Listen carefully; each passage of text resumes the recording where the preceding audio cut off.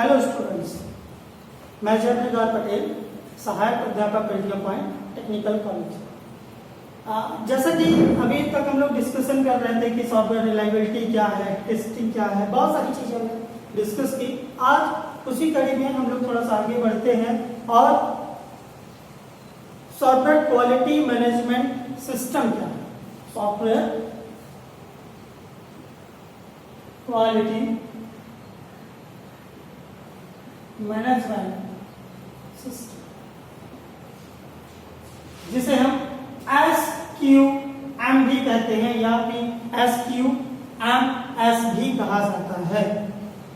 जैसा कि आप लोग जानते हो कि जब हम किसी भी सॉफ्टवेयर को डेवलप करते हैं तो डिफरेंट तरह के प्रोसेस से हमें गुजरना होता है। तो उसी प्रोसेस में मैनेजमेंट भी एक प्रोसेस है। इस प्रोसेस के बिना हम अपने सॉफ्टवेयर को डेवलप नहीं कर सकते। हम जब किसी भी सॉफ्टवेयर को डिजाइन कर रहे होंगे तो हम ये डिसाइड करते हैं कि उसकी प्रोडक्टिविटी क्या है, वो प्रोडक्ट जो तैयार हुआ है वो मार्केट में रन करने लायक है कि नहीं है। तो जब तक हम ये इंश्योर नहीं हो जाएंगे तब तक हम उस प्रोडक्ट को मार्केट में या फिर अपने यूजर को हैंडओवर नहीं कर सकते। इस पूरे प्रोसेस को ही सॉफ्टवेयर क्वालिटी मैनेजमेंट सिस्टम कहा जाता है। तो ये सिस्टम है, एक स्टेप्स इसके भी होंगे कि हम किस तरह से किसी भी सॉफ्टवेयर को मैनेज करने की कोशिश करेंगे। तो क्वालिटी मैनेजमेंट की कुछ हमारे पास ऐसा कह सकते हैं कि क्वालिटी मैनेजमेंट की कुछ एक्टिविटीज होंगी। इन एक्टिविटीज को ध्यान में रखते हुए ही हम अपने सॉफ्टवेयर को क्वालिटी इंश्योर करते हैं। तो जैसे सबसे पहली एक्टिविटी है क्वालिटी इंश्योरेंस। क्वालिटी इंश्योरेंस, अब बात यह रहती है कि क्वालिटी इंश्योरेंस क्या है। हमारी जो सॉफ्टवेयर हमने डेवलप किया है वो हमारे यूजर की आवश्यकता को ध्यान में रखते हुए ही तैयार किया गया है कि नहीं किया गया है, यूजर उससे जस्टिफाई है कि नहीं है। यूजर अगर उसमें कोई भी इंफॉर्मेशन डालता है वो जस्टिफाई हो रही है कि नहीं हो रही है। अगर नहीं हो रही है तो वो इंश्योर नहीं है। अगर हमने अपने सॉफ्टवेयर को यूजर को हैंड ओवर करने से पहले इंश्योर नहीं किया तो बहुत सारे लॉसेस हो सकते हैं। तो यहाँ हमें बहुत सारी चीजों को मैनेज करना होगा, हमें इंश्योर करना होगा कि हमारे यूजर के लिए ये बेनिफिशियल है कि नहीं।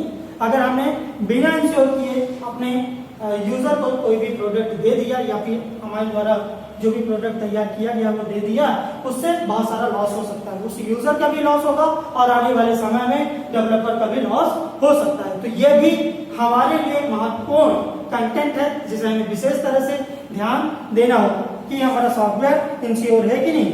अब ये तो बस हो गई कि हमें क्वालिटी मैनेजमेंट करने के लिए पहले क्वालिटी को इंश्योर करना होगा कि वो हमारे यूजर के हिसाब से है कि नहीं। अगर नहीं है तो उसे हमें तैयार उसके हिसाब से करना होगा। अब बात आ जाती है क्वालिटी प्लानिंग। दूसरा इसी के अंदर कंटेंट है कि हमें क्वालिटी भी देखनी होगी और उस क्वालिटी को प्लान करना होगा कि जो हम सॉफ्टवेयर तैयार कर रहे हैं उसे किस तरह से क्वालिटी पूर्ण बना सकते हैं। उसके अंदर क्या क्या एप्लीकेशंस यूज कर सकते हैं, किस तरह का उसका डिजाइन पैटर्न हो सकता है, या फिर उसके अंदर किस तरह की लाइन ऑफ कोड्स को यूज करेंगे, उसके अंदर जो भी वर्क कर रहे हैं वहां पर किस तरह के यूजर्स होंगे या फिर किस तरह के वहां पर डेवलपर्स होंगे या फिर वहां पर किस तरह के टेस्टिंग करने वाले होंगे। इन सारी चीजों को हमें ही सेलेक्ट करना है, यानी हमारे प्रोजेक्ट मैनेजर को यह डिसाइड करना है, प्लानिंग करनी है कि हमारा प्रोजेक्ट किस तरह है। तो यहाँ पर हमारे अपने प्रोडक्ट को प्लान करते समय हमें क्वालिटी प्लानिंग भी करनी होगी, जिसे हम कहते हैं प्रोजेक्ट प्लान। तो यहाँ पर प्रोजेक्ट प्लानर भी बहुत महत्वपूर्ण है, या फिर कुछ जगह पर प्रोजेक्ट मैनेजर्स होते हैं जो ये डिसाइड करते हैं कि हमारे प्रोजेक्ट के अंदर किन किन चीजों की आवश्यकता हो सकती है और आने वाले समय में हम किन किन चीजों को आगे आने वाले समय में यूज कर सकते हैं। तीसरी एक्टिविटी अगर होगी हमारे पास क्वालिटी मैनेजमेंट के अंदर तो वो होगा क्वालिटी कंट्रोल। क्वालिटी कंट्रोल हम किसी भी यूजर को अगर सॉफ्टवेयर दे रहे हैं डिजाइन करके, तो उसकी क्वालिटी को एनालिसिस करने के बाद हम उसके अंदर उसकी एक्टिविटीज को देखते हैं कि जो एक्टिविटीज हमारे यूजर ने चाहिए थी वो एक्टिविटीज परफॉर्म हो रही है कि नहीं हो रही। अगर नहीं हो रही है तो उन्हें हम सही करेंगे, या उसमें जो भी डेटा फ्लो हो रहा है वो सही फ्लो हो रहा है कि नहीं हो रहा है, वो सही डायरेक्शन में डेटा फ्लो हो रहा है कि नहीं हो रहा है, वहां पर जो भी एक्टिविटीज है या भी डेटा का प्रोनाउंसिएशन हो रहा है वो सही हो रहा है कि नहीं हो रहा है, तो उसके कंट्रोल को भी हमें चेक करना होगा। तो ये हमारे पास है कुछ विशेष तरह की एक्टिविटीज, जिन एक्टिविटीज को ध्यान में रखते हुए ही हम डेटा को प्रोसेस करने की कोशिश करते हैं, और इस तरह से हम एक इंश्योर प्रोडक्ट को तैयार कर लेते हैं। और चौथी इसके अंदर एक्टिविटी है क्वालिटी एनालिसिस। क्वालिटी एनालिसिस, अब इस क्वालिटी एनालिसिस के अंदर जब हम यूजर की आवश्यकताओं को ध्यान देते हैं तो हम यूजर और डेवलपर दोनों की आवश्यकताओं को कम्युनिकेट कर लेते हैं, और प्रोजेक्ट मैनेजर उसे एनालिसिस करना शुरू कर देता है कि उसके लिए किन किन चीजों की आवश्यकता हो सकती है।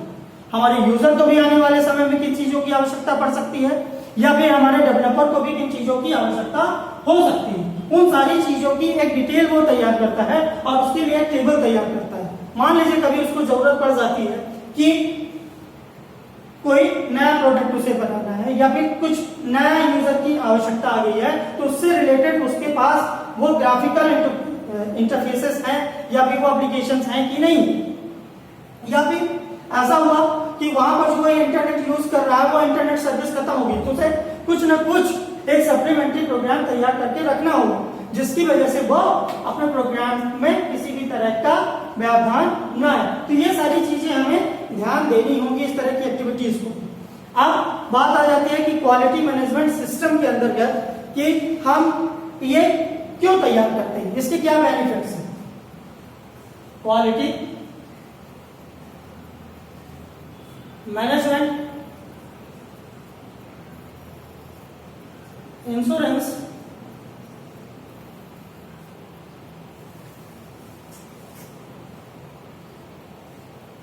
बेनिफिट्स।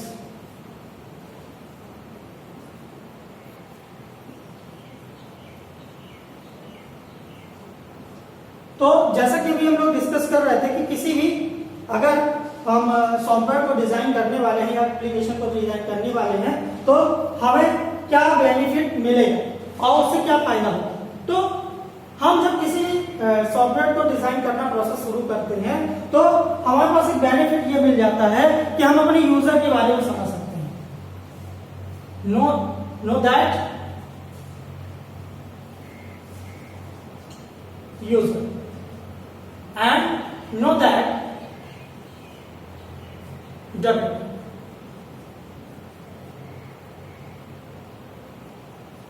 ये सबसे बड़ा बेनिफिट होता है। इससे हम एसआरएस को भी बड़ी आसानी से तैयार कर सकते हैं, इजिली वे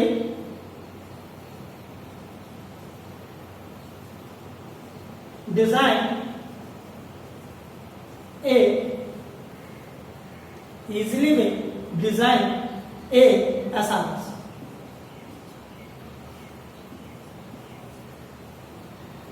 एक तीसरा बेनिफिट है कि हम यदि किसी भी सॉफ्टवेयर को डिजाइन कर रहे हैं या उसके इंश्योरेंस को फाइनलाइज कर रहे हैं तो उस किस ऑर्गेनाइजेशन के साथ हम काम कर रहे हैं, तो वो ऑर्गेनाइजेशन हमारे साथ काम करने लायक है कि नहीं है।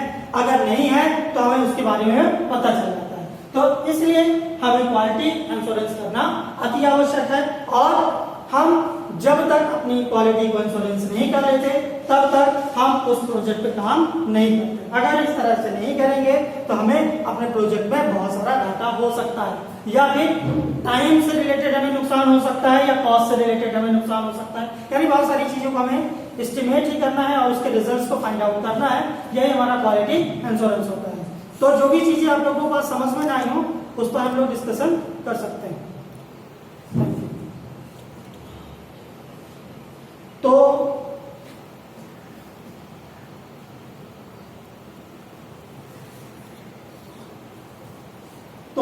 बच्चों ये आप लोग देखिए, अगर इसमें आप लोगों को कोई दिक्कत आ रही है तो आप लोग उसे समझने की कोशिश कीजिए। आप एक और कंटेंट है कि हम इसके अंदर क्या बेनिफिट्स ले सकते हैं।